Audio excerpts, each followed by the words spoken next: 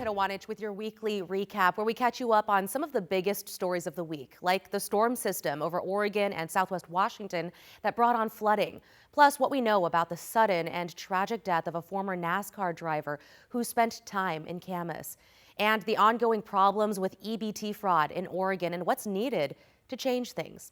But our top story this week was that storm system that brought heavy rain and powerful wind, which contributed to heavy flooding in parts of Oregon and Southwest Washington.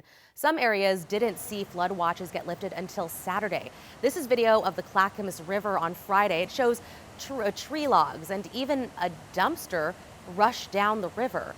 One Oregon City resident told us the river was about 20 feet higher than normal Friday morning.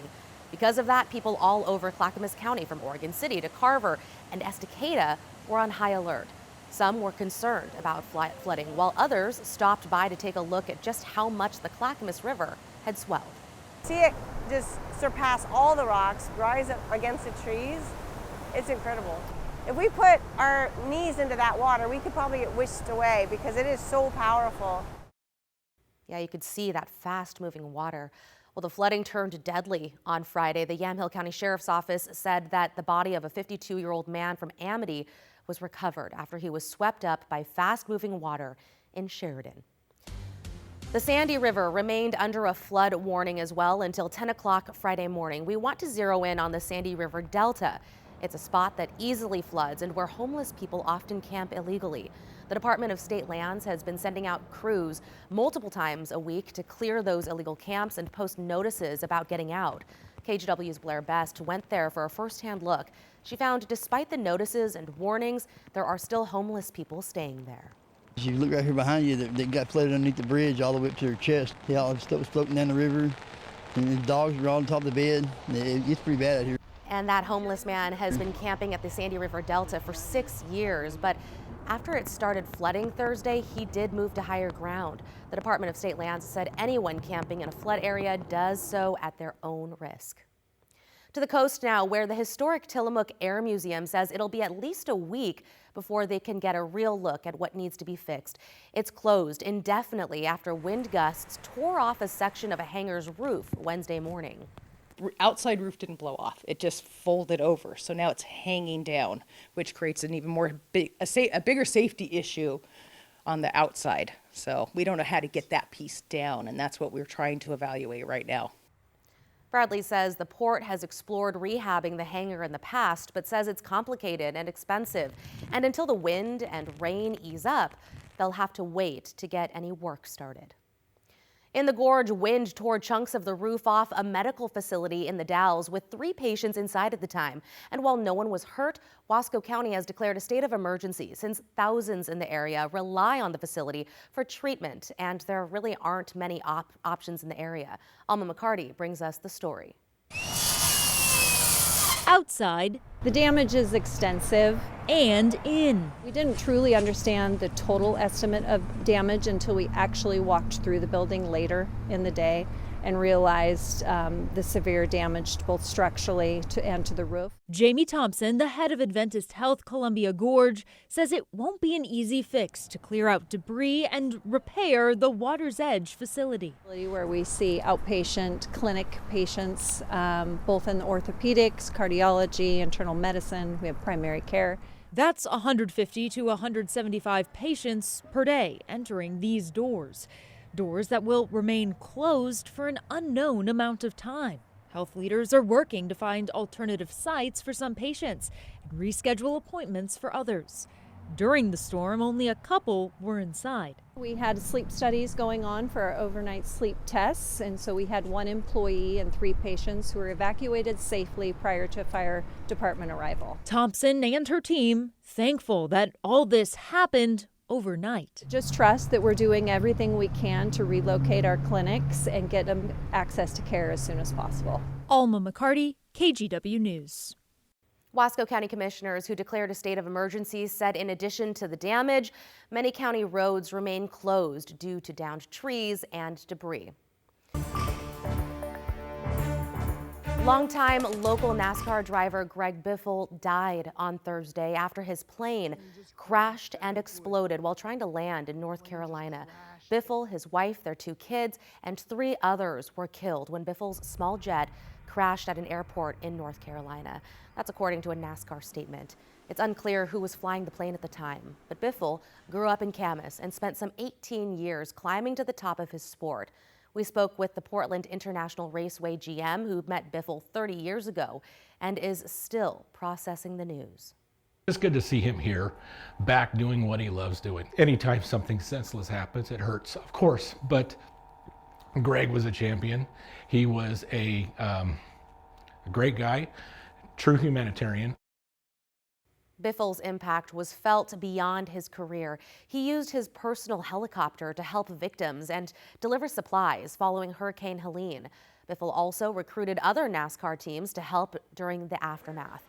In 2006, when Camas celebrated its centennial, the city declared this part of Lake Road Greg Biffle Boulevard. The sign is still there. Starting at the end of the month, some vehicle fees are going up in Oregon, but other taxes and fees have been paused. That's because those against the latest transportation funding package have submitted nearly 200,000 signatures to repeal parts of it. The Secretary of State has confirmed they are verifying the signatures. If successful, the new fee and tax hikes would be put to Oregon voters in November of 2026. For now, here's what's paused: the 6-cent gas tax increase, doubling the payroll tax. Title fee hikes, which would have soared from $77 to $216, are also on hold, as are most vehicle registration fee increases. But the initiative does not target everything in the funding package. So as of December 31st, if you drive an electric vehicle or if your car gets 40 miles per gallon or better, your registration surcharge is going up by $30 per year. And the pay per mile program will still be phased in over the next few years. Multnomah County Chair Jessica Vega-Peterson announced this week she will not seek a second term. Vega-Peterson has served as county chair since 2022. In a statement, she said with her oldest child getting ready to graduate high school, she decided it's time to start a new chapter. She also indicated focusing heavily on strengthening the county's response to homelessness and growing the Preschool for All program during her final year in office. This week, a KGW investigation into a spike in food assistance fraud. Low-income families are going to buy groceries only to discover their food stamp benefits have been stolen and there's no money on their Oregon Trail card. Investigative reporter Kyle Aboshi has been covering this problem for years now and found it hasn't gotten any better. This little card is a lifeline for Sarah Morrison. The tigered mother relies on monthly government benefits to put food on the table for her 3 kids. Well, I mean, that's what I feed them with, and prices are so inflated right now. I only shop sales. That's how I feed us. In early December, Sarah went to buy a few groceries, but after swiping her Oregon Trail card, the purchase was denied. I was just confused. I went instantly into my app and to see if maybe I did something wrong. The app showed that just minutes after monthly benefits had been loaded, someone made hundreds of dollars in food purchases and cash withdrawals, wiping out Sarah's account. Everything was gone. There was $4 left. The Oregon Department of Human Services told Sarah there was little it could do and explained her benefits had been used thousands of miles away at a CVS pharmacy and Key Foods in Queens, New York, and a Golden Farm supermarket in Brooklyn. Your benefits were used in New York. New York. Were you in New York? I was never in New York. Right here in Oregon. Sarah doesn't know how the crooks got her card information, although over the past few months, there's been a spike in skimming cases throughout Oregon. Crooks often skim EBT or Oregon Trail cards by secretly attaching a small device to a checkout machine that sends card numbers and pins back to the thieves, who then create fake cards and drain accounts. To take from people that are already struggling, it's a certain kind of evil. In November alone, there were 440 thefts involving Oregon Trail cards, according to Oregon DHS, totaling more than $91,000 in stolen benefits. And of those theft cases, 98% involved out-of-state purchases. Which brings us to an easy and obvious solution. Why not block out-of-state purchases? Right now, the default setting in the Oregon Trail card allows for out-of-state purchases. Why not change that? The USDA agreed, Writing in a statement to KGW, to strengthen fraud prevention, the USDA Food and Nutrition Service has encouraged states to block out-of-state and online SNAP transactions by default. So why doesn't Oregon do that? Oregon DHS declined an on-camera interview, but a spokesperson said, quote, "We're working with our EBT vendor to determine what would be necessary to automatically block out-of-state purchases. In the meantime, we're all paying the price." Taxpayers are getting ripped off, and individuals, particularly poor people, are getting ripped off. Senator Ron Wyden has been pushing to upgrade EBT cards with smart chip technology, like most credit cards or ATM cards, which make them more difficult for fraudsters to skim. What we need are secure chips in these cards, and I'm determined, because it's long overdue, to put them in there. What's the hurdle? The hurdle is always the bureaucracy has something else to do. I'm going to make sure that's changed, and we're going to get it done. For victims like Sarah, this isn't just about fraud. It's about feeding her family. That was our, money for this month, for December, that I don't have access to anymore. And unless there's a fix, more Oregon families will lose the money they depend on. One state, California, has added smart chips to its SNAP EBT cards, and 6 other states have ongoing projects to modernize cards by adding chips or tap-to-pay features. Oregon is not one of them. John's Marketplace, known for its large selection of beer, wine, and ciders, is set to close its Beaverton location at the end of the year. The company says it's due to economic pressures, changes in craft beer distribution, and low foot traffic. The owner says its other locations in Portland will remain open, and employees will have the option to transfer. In health news, while flu cases are starting to rise across the Northwest, doctors say this year looks fairly typical. In Oregon, health experts warn that we have not yet hit the peak, meaning there is still time to get vaccinated. Doctors say vaccination rates have dropped since the pandemic, and that's concerning, since more people getting the flu shot means less spread. Last season, we saw more children getting sick than in years past. One of the things that we've seen is more kids getting sick than did historically, which obviously is of grave concern. And so, again, kids have generally lower immunity, which is why if more of us are protecting ourselves, we are also protecting them. The Oregon Health Authority says if you get your flu shot now, it can give your body enough time to build up protection before going to crowded places like airports, shopping centers, or family gatherings.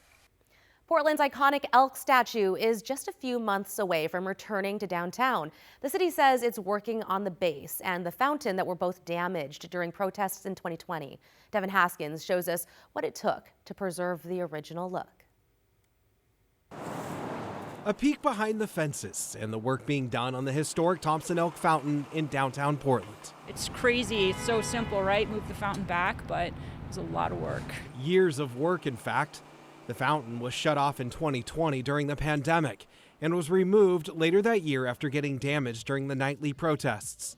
The city committed to returning the more than 100-year-old statue and fountain 3 years later. We're working really hard to restore this elk because it's a really important element of the city. The new fountain will look the same on the outside. What's new, mostly on the inside. A new pump will circulate water, saving about 7 million gallons per year. This whole thing worked from gravity. Water flowed from gravity from the mountain. So now we actually had a recirculating pump, which meant we needed electricity. That wasn't something that they had 100 years ago. We had to figure out a way of getting electricity to this pump. In order to restore the base of the fountain to its original look, the city sourced granite from the same quarry in Vermont, where the original base was sourced from.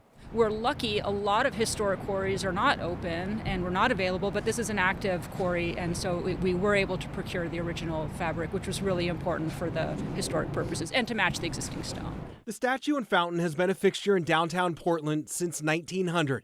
It was a gift from former Mayor David P. Thompson. The elk statue representing the animal that once roamed the area, now just months away from returning home. When you add all that up, it does seem like each piece together may seem brief, but putting them all in sequence adds up to a lot of time. In Portland, Devin Haskins, KGW News. The city expects the stone base to be finished this winter, with the elk statue returning and water flowing by spring. Now to some of this week's sports headlines. Sophia Wilson is set to return to Providence Park next season and make a little history at the same time. The forward is exercising her player option, completing the deal she signed in 2024. The Portland Thorns isn't talking money at this point, but multiple outlets report the option is worth $1 million for the season, making her the highest paid player in NWSL history. That's an important number as well. The league is looking for ways to pay star players more and keep them playing here in the States. For example, star forward Trinity Rodman is a free agent and reportedly has several offers from European clubs, all worth big money. A new era is now underway on the park blocks as Portland State officially announced its new head coach, Chris Fisk. He's been the head coach at Central Washington since 2019, and Fisk has already noticed differences between the town of Ellensburg and the Rose City. Going to sleep at night and the sound of the city and just our surrounding of the practice field and the facility with all the buildings and everything, it's 180 degrees from where I was, but it's exciting. This is something that I've wanted for a long time. Fisk has 6 straight winning seasons at Central Washington and takes over a Portland State program that's struggled in recent seasons, especially when it comes to resources. He says both he and school leaders have a plan in place to change that. Now here's your weather. From the Rose City on a Friday, I'm meteorologist Rod Hill. Well, the atmospheric river came and went pretty much as expected. We had about a 24-hour rain event that broke up last night. We picked up around 2 inches of rain, which is what the models were showing, a little bit more, closer to 3 down in Eugene, which is what the models were showing. And really the lingering concern on this Friday and the reason for our continued KGW weather impact alert is for river flooding for our individual rivers, most of which, not all, but most of which will drop back down to flood stage and below as we go closer to the noon hour today. We've got really pretty quiet weather. There's not much wind out there west of 5. Early morning numbers have been in the 40s here in town. Here's the rainfall map from what ended last night. 2.10 at PDX, actually a record for yesterday's date. And my colleague Chris McGinnis did a quick record search. Guess what? PDX records go back to 1941. Yesterday was only the 25th time that we've had 2 inches of rain or more in a calendar day. Doesn't happen that often. 5.64 fell in Tillamook. We had about 3 in Eugene, as I mentioned, and then less up north of the Columbia. By the time we got up to Kelso-Longview, it was 1.49. So I mentioned the impact alert continues today, but mainly for the river flood, high water areas that are producing the potential detours in some locations. But if you're just hanging out in the city of Portland today, you are fine. We have some breaks, scattered showers. Roadways are relatively dry, actually, in between the scattered showers. The Weather Service right now has in green that flood watch up into tomorrow for the river levels. There's the atmospheric river. It's down south of us, moving into California. You can plainly see up here the scattered shower flow coming in with cumulus clouds. That's a mix of sun breaks and scattered showers. We do have snow levels where they belong, below Cascade Passes. This is Timberline this morning. Remember they had about a foot of snow yesterday, and then it rained, lost a lot of it. Then the snow showers have returned, and today there could be 3 to 6 inches of new snow down to Cascade Pass level during the day. There's one of our sun breaks. Boy, this is really pretty this morning. Enough sun to turn the Pacific blue down in Lincoln City.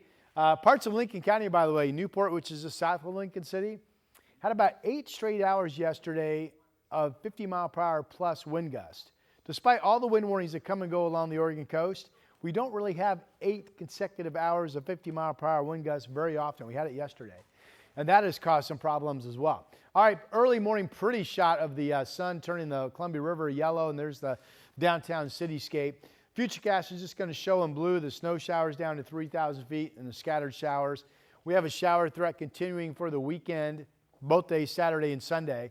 No organized big storms between now and Christmas Day. So we're clearly going to be quieting down after back-to-back weeks of seeing atmospheric river flows. 40s on the west side today, 30s out east. And with that said, I'll get you to your 7-day, which, as you know, now includes Christmas Day. 47 this afternoon. The impact alert for, yes, the river flooding. 47 tomorrow, fewer showers than today. Pretty good day, a lot of dry time. Rain picks up somewhat on Sunday. Generally speaking, all of these days, Sunday, Monday, Tuesday, Wednesday, or certainly Sunday through Tuesday, up to but not really more than 1/4 inch of rain expected. By Christmas Eve day, more of a sunbreak, few scattered showers. Christmas Day, 47. There are so many holiday events happening in the Portland metro area right now. Here are a few that you might want to check out. First up, this Friday and Saturday are the only car-free nights on Peacock Lane in Southeast Portland. The street will be open only to pedestrians to check out the brightly lit homes. If you'd prefer to drive through, you can go any other night. Peacock Lane is open through December 31st. Or you could head farther east to the Starkwood neighborhood on Sunday for the VW Holiday Light Cruise. Volkswagens decked out with twinkle lights roll through for a unique show. The cruise starts around 5:30, but you can also visit the neighborhood near Stark and 111th any other day this month to check out the festive homes. If you've still got some shopping to do, you might want to check out the Procrastinators Holiday Market in Happy Valley. It happens Saturday and Sunday at Clackamas High School.